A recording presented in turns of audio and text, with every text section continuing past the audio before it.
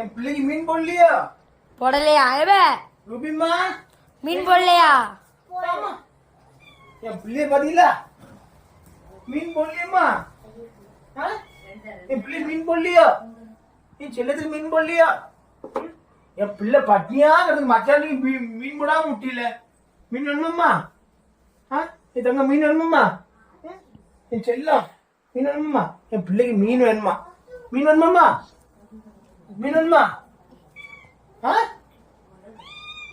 வேணுமா? மீன் வேணுமா? வேணுமாம்மா? என் செல்லத்தை பாத்தீங்களா? சே, பட்னியா போட்டுக்கலப்பா.